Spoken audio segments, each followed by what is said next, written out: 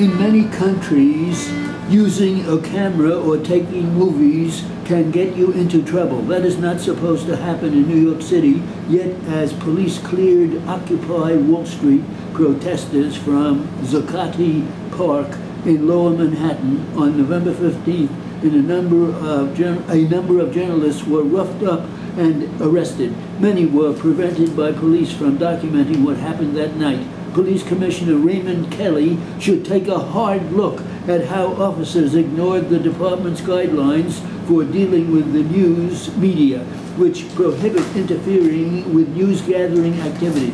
In a letter on Monday to Paul Brown, the Deputy Police Commissioner, the New York Times, and 12 other news organizations, and the police said the police was more hostile to the press covering these protests than at any other event in recent memory.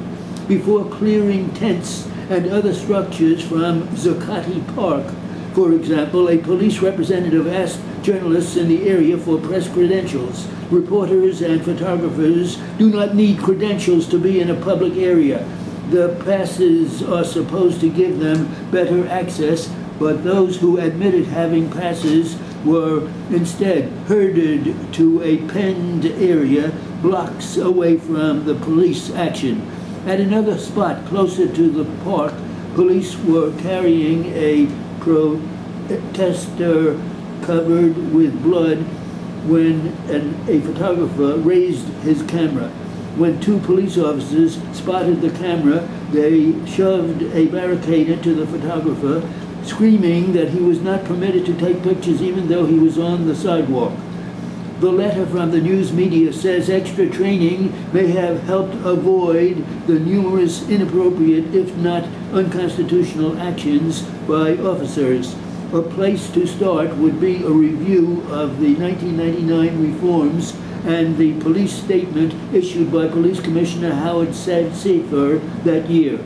That policy stated clearly that unless there are exceptional circumstances, those with press credentials will not be restricted to press news areas, and that under no circumstances should the press be provided less access than that attended the general public. It is time that Commissioner Kelly made a serious effort to enforce the department's own code.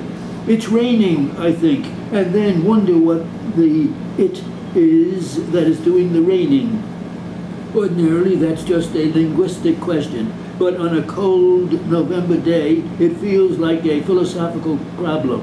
It makes no sense to say the clouds are raining when the sky is so solidly grayly felted.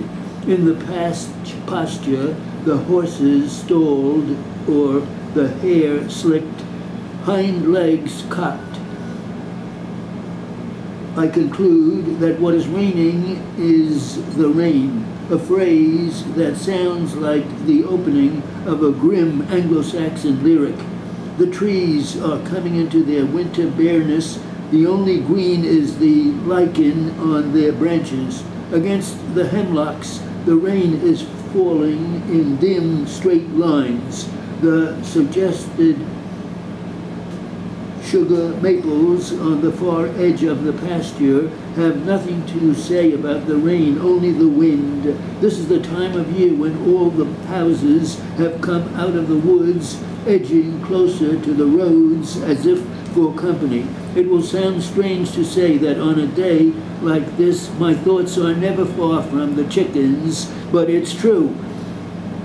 The red heat lamps are on in the brooder house, and when chore time comes, I'll look in through the winter window and watch the month-old chicks for a while before disturbing them with food and fresh water. One by one, they stand and stretch a wing and leg, the only balletic move a chicken can make, then settle back into the mass of bodies. They're always seeking thermal equilibrium, clustering tighter and edging closer to the heat as the temperature drops, dispersing and drifting away as it rises. I do the same inside my house, sitting close to the wood stove writing. The fire burns clean and hot, but this is the kind of day when there is sometimes a backdraft. Backdraft is one word. One word.